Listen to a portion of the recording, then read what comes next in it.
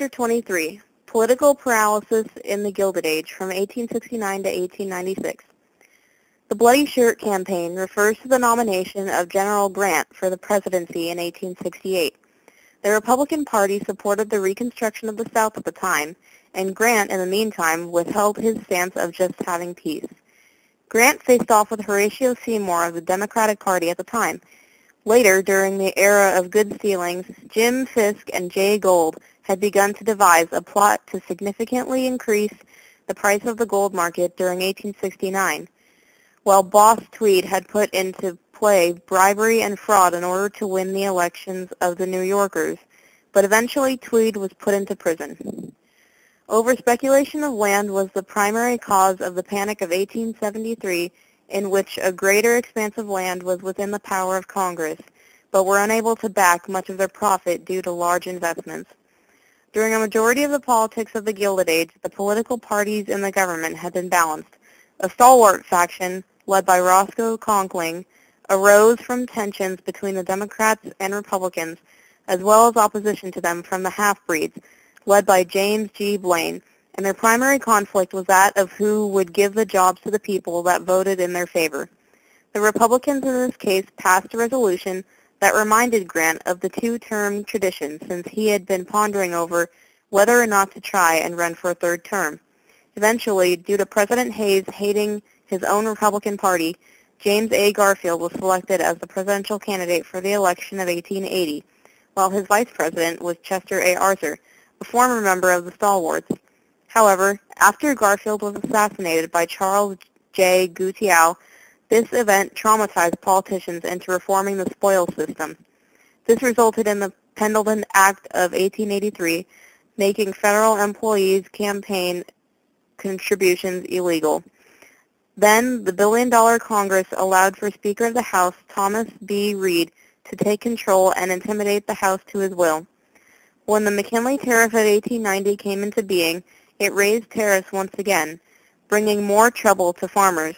And finally, the Panic of 1893 resulted in the worst economic depression for the United States in all of the 19th century, until the Sherman Silver Purchase Act of 1890 was enacted, making Americans believe that silver was going to be the new form of currency, while Americans began to withdraw their assets in gold.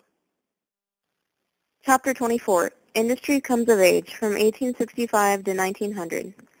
The invention of the railroad stimulated the industrialization of the country in the years shortly after the post-Civil War years, and this created a huge domestic market for American materials and manufactured goods.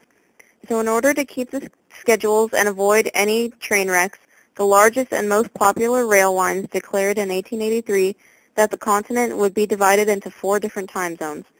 With the passing of the Interstate Commerce Commission, ICC, administering new legislation, the new laws had provided for an orderly forum in which competing businesses' interests were able to resolve their conflicts in better or more peaceful forms. Eventually, steel had become the supreme king during the industrialization era, and many aspects of society used it. The United States was the leading competitor, producing approximately 1/3 of the world's supply of steel. Andrew Carnegie, who disliked monopolistic trusts, entered the steel industry in addition to J.P. Morgan's financing of the railroads, insurance companies, and banks. Later, kerosene became the first key product of the oil industry, and throughout the industrial strife in the North, the South had a smaller amount of the nation's manufactured goods, which moved southward from the North, while higher rates with raw materials were shipped from the South to the North. During the decades after the Civil War, many economic advancements increased the United States standard of living. Soon enough, on May 4, 1886, in Haymarket Square, the Chicago police advanced on a meeting that called out the supposed cruelties by authorities. The American Federation of Labor included skilled workers, which depleted the Knights of Labor's need of participants. The greatest weakness of the organized labor was the fact that it still embraced only a small amount of all the people who already worked. Chapter 25, America Moves to the City from 1865 to 1900. By the time 1890 rolled around, New York, Chicago, and Philadelphia all had a population that was larger than 1 million, while Louis Sullivan had contributed to the development of the skyscraper. Many of the city limits were extended in an outward direction by electric trolleys. Worldwide, the population of Europe had nearly doubled in the century after 1800 as a result. The federal government did next to nothing in order to claim the loyalty of thousands upon thousands of followers. Soon enough, anti-foreignism or nativism had come up around the American Protective Association, or the APA, which was created in 1887, urging voters against Roman Catholic candidates for office. The Protestant churches were also suffering greatly as the population moved further into the cities where a majority of the traditional doctrines, as well as their pastoral approaches, appeared unimportant. The Roman Catholic and Jewish faiths had been gaining an enormous amount of strength from the all-new immigration.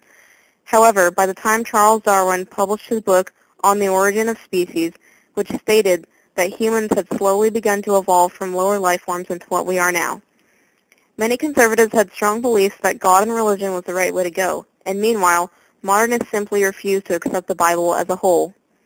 As Booker T. Washington, who was the leading ex-slave in education, came along, he taught in black normal and industrial schools in Tuskegee, Alabama, seeing as his self-help approach to solving the nation's racial problems was seen as accommodationist due to it stopping short of challenging white supremacy directly.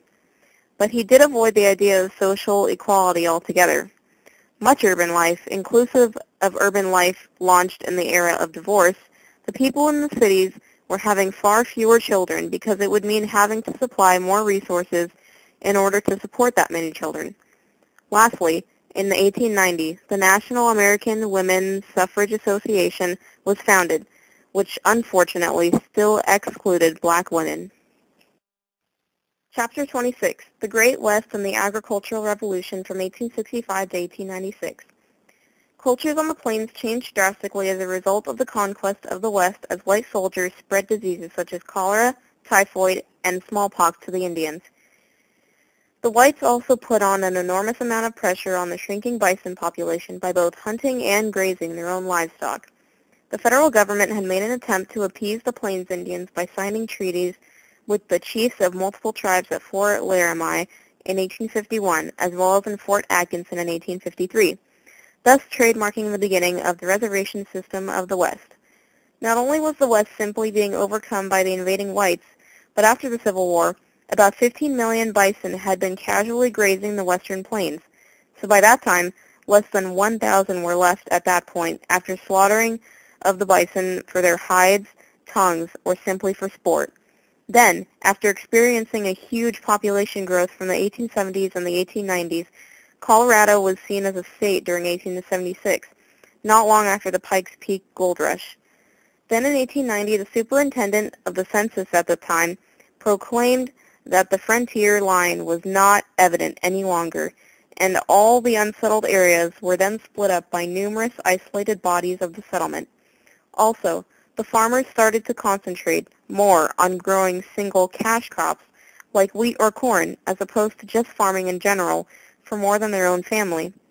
Thus, the Greenback Labor Party had combined with the appeal of the earlier Greenbacks that had a program for improving the large amounts of labor. Farmers that formed the Farmers Alliance in Texas during the late 1870s had done so in order to break the grip of the railroads as well as the manufacturers through a corporation of buying and selling. Eventually, the Republican candidate for the election of 1896, William McKinley, supported the gold standard, while the Democratic Party nomination, William Jennings Bryan's platform, demanded inflation through unlimited silver coinage at the time, the basis of Bryan's campaign.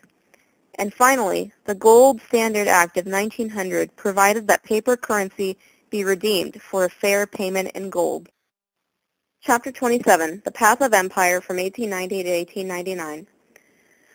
For starters, as America began to bustle with a greater sense of power that was predicated upon the strong growth population, much of the productive capacity, labor violence, wealth, population, and agrarian unrest had finally increased. It was thought that the overseas markets had provided for a safety valve in order to relieve a majority of the pressures.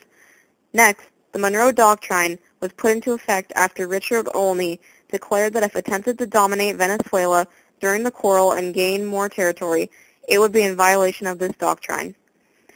Later, after the New England missionaries reached Hawaii in 1820, the profits of sugar cultivation in Hawaii had become less profitable with the McKinley Tariff of 1890.